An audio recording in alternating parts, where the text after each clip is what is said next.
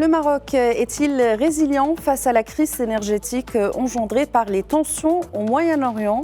Le Royaume est-il réellement prêt à affronter une nouvelle crise énergétique? Entre tensions géopolitiques, dépendance aux importations et annonces gouvernementales sur le renforcement du stockage, les enjeux sont majeurs. Et pour en parler, j'ai le plaisir d'avoir avec moi Mustapha Lbrak, expert en énergie. Mustapha Lbrak, bonsoir et merci d'avoir accepté notre invitation. Bonsoir et merci de m'y inviter. Alors pour commencer, le conflit au Moyen-Orient remet la question énergétique au centre des débats aujourd'hui. Est-ce que le Maroc est aujourd'hui particulièrement vulnérable vu la conjoncture ou est-ce une situation normale pour un pays comme le Maroc? Oui, il faut dire que le Maroc étant dépendant des importations des énergies fossiles, et donc ces importations sont de l'ordre de 90%. Donc, bien que le chiffre montre qu'on est vulnérable euh, à cette crise énergétique, toutefois, euh, le Maroc s'est plus ou moins adapté à ça, comme d'autres pays qui ne sont pas producteurs de pétrole. Et donc, il a plus ou moins diversifié ses, ses sources d'approvisionnement qui le rend relativement moins, je dirais, vulnérable. Mais attention, si une crise dure plus longtemps que celle que nous avons en ce moment. Donc, il va falloir rentrer dans un choc pétrolier qui pourrait nous être néfaste. Donc, c'est vraiment une question de temps et de la durée de la crise sur laquelle la résilience, notre résilience peut être mise à l'épreuve. Le Maroc qui montre tout de même une résilience. Alors je reprends un chiffre que vous avez évoqué, une dépendance à plus de 90% aux importations énergétiques. Concrètement, comment cette conjoncture et comment la hausse des prix de l'énergie se diffuse-t-elle dans l'économie marocaine? Est-ce qu'on peut s'attendre à un retour d'une inflation forte cette année comme à l'instar de 2022? Disons que si on compare par rapport à 2022, une telle inflation, à mon avis, à court terme, n'est pas envisageable parce que nous étions à des inflations très importantes. Aujourd'hui, c'est certes qu'il y a une diffusion des prix de l'énergie sur tout l'écosystème marocain, notamment les produits je dirais, de transport, de l'agriculture, de l'industrie et de la logistique. Donc, forcément, on aura cette inflation importée qui est déjà là. Il faut quand même noter que bon nombre de citoyens commencent déjà à faire des déclarations sur leur pouvoir d'achat qui est atteint. Et, et ça, malgré, je dirais, une certaine subvention de l'État par rapport aux produits, je dirais, aux transporteurs, pour les aider à ne pas, je dirais, redistribuer cette inflation. Mais il faut noter que malheureusement, le cas est là. Et donc, cette inflation sera certes moins importante que celle de 2022 parce qu'on a quand même pris certaines précautions avant que la crise, parce qu'on avait quand même une leçon apprise par rapport à la crise de 2022 pour anticiper certaines problématiques, notamment à la mise de cette aide aux transporteurs à titre d'exemple. Alors justement, parmi ces mesures que vous venez d'évoquer, il y a le stockage, les capacités de stockage du Maroc. Donc la ministre Leïla Ben Ali a annoncé ce lundi à la Chambre des représentants une hausse de 30% des capacités de stockage depuis 2021, c'est-à-dire en 5 ans. Qu'est-ce que cela signifie concrètement, le chiffre, qu'est-ce qu'il nous dit? Et est-ce une avancée significative pour se protéger justement face à ces chocs mondiaux? Il faut voir que le stockage a une finalité qui est celle de résorber éventuellement une pénurie temporaire. Faut pas, faut pas dire que ça va changer quelque chose sur le prix, parce que même un stockage, euh, je dirais un achat, un prix pourrait être néfaste ou bénéfique si les prix sont changés dans un sens ou dans l'autre. Heureusement, stratégie de vouloir renforcer le stockage, c'est pour se prémunir éventuellement sur des pénuries qui peuvent venir si une source d'approvisionnement venait à manquer. Mais par contre, il va falloir mettre davantage le 1,5 million de mètres cubes annoncés d'ici 2030 seront les bienvenus, mais à condition, bien évidemment, parce que les investissements, il faut voir que ces investissements seront des investissements privés, ce n'est pas l'État qui va le faire. Et le ministre les a annoncés, ça veut dire qu'il a déjà autorisé éventuellement les projets à ce sujet-là, mais c'est bon, c'est quelque chose qui pourrait éventuellement prémunir contre des pénuries ou des manques de produits pendant un certain temps, je dirais, et aussi À court améliorer terme. et bien évidemment aussi revenir sur cette donnée de stock stratégique que le Maroc n'en dispose pas pour le moment, parce que quand on parle de stock stratégique, ce sont des stocks qu'il faut avoir et qu'il ne faut toucher en aucun cas que sur injonction de l'autorité responsable de l'énergie, ce qui n'est pas le cas. Aujourd'hui, nous disposons beaucoup plus de stocks commerciaux que de stocks stratégiques.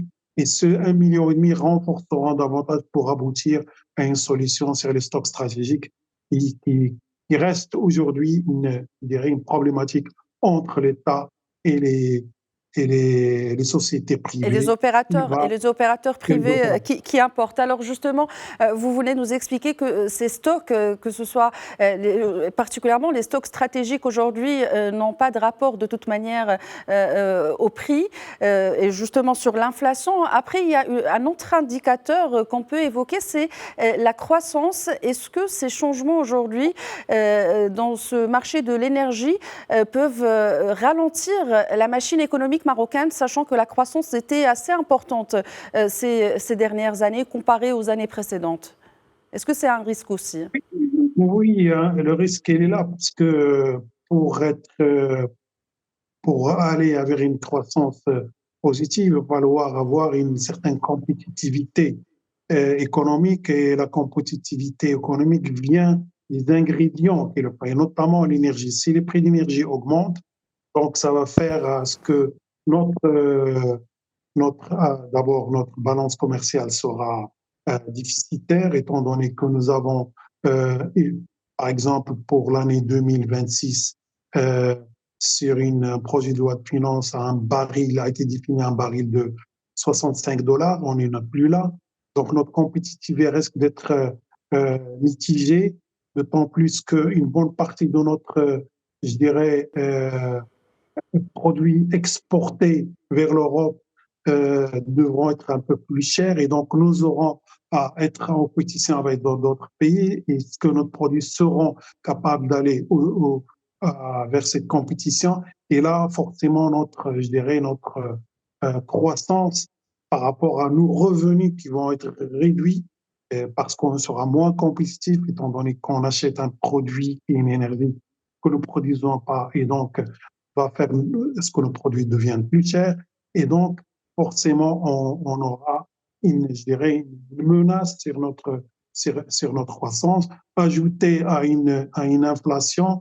Donc on craint ce qu'on appelle une stagflation, où on n'aura pas de croissance ou une inflation importante. Donc on est dans ce souci-là, toujours dans je dirais, dans la visibilité d'un conflit qui va durer plus longtemps, qu'on espère être résolu dans les prochains jours. C'est l'espoir qu'on a. Et qui remet en question donc tous les chiffres justement prévus par la loi de finances. Alors, on a parlé tout à l'heure de stockage. Les autorités marocaines affirment que les stocks aujourd'hui sont suffisants pour les carburants, mais pas forcément pour le gaz butane et le kérosène. Que faut-il retenir de ces situations? Est-ce qu'on peut s'inquiéter? S'inquiéter, non, par rapport effectivement de gasoil et essence, il faut savoir que nous, nos sources d'approvisionnement de gasoil de l'essence, c'est principalement des raffineries de l'Europe. Donc nous sommes très liés aux raffineries de l'Europe qui, eux, importent, je dirais, 90% de leur brut qui raffinent chez eux, autre que les pays du Moyen-Orient par lesquels transitent le euh, fameux 20% des produits pétroliers du monde entier. Donc, on est moins, je dirais, euh, menacé par rapport à ces produits, d'autant plus que nous avons des sources d'approvisionnement très variées par rapport à ça. Par contre, sur le kérosène, qui est donc le carburant d'aviation, il faut dire qu'une bonne partie du monde s'approvisionne de ces pays de Moyen-Orient et le Maroc y compris, et aussi du gaz butane. Une bonne partie parce que nos sources de gaz butane viennent de l'Arabie Saoudite, de Qatar ou des Émirats. Donc c'est pour cela qu'il y a une tension sur ces produits-là spécifiquement, étant donné qu'ils sont des principales sources. Il faut dire aussi que sur le monde entier en ce moment, nous avons une tension très, très importante sur le kérosène et, les prix des tickets flambent, surtout pour des distances de longue distance, ainsi que la pénurie éventuelle sur le kérosène. Il va, et, il va certainement Qui va nous se entraîner vers ressentir également. Donc, Mustapha Al-Brek, le temps nous est compté. Vous avez parlé de raffinerie européenne tout à l'heure. Alors justement, c'est un débat qui revient encore aujourd'hui.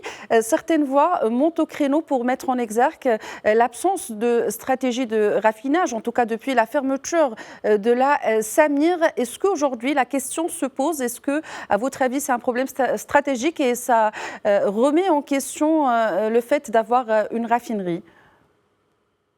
Avoir une raffinerie dans un pays non producteur, surtout pour des petites tailles, semblerait, sur le plan de rentabilité, pas évident du tout. C'est pour ça que la raffinerie de Samir a dû fermer, parce qu'elle n'a jamais été compétitive par rapport aux importations. Mais si toutefois on veut penser raffinage de produits pour avoir une plus de disponibilité, malheureusement, on va juste déférer le problème de produits raffinés aux produits bruts, parce qu'il va falloir aussi importer le produit brut, et le produit brut et à la même, je dirais, volatilité que les produits raffinés. Donc c'est pour ça que stratégiquement, ça ne va pas résoudre le problème, parce qu'on va juste déplacer la problématique de produits raffinés en produits bruts. Le seul avantage que je vois, à mon avis, c'est peut-être essayer d'utiliser le stockage de Samy. On dispose de 2 millions de mètres cubes de stockage, 1 million pour le raffiné, 1 million pour le brut. Malheureusement, je pense que cette question a été plus ou moins débattue, mais on sait que le Maroc aujourd'hui a un conflit, je dirais, juridique sur ce sujet-là. Et cette question de céder une partie de la Samir n'a pas été, disons, acceptée tant que le procès au terme, je dirais, juridique n'a pas été Oui. prononcé par le tribunal de CRD.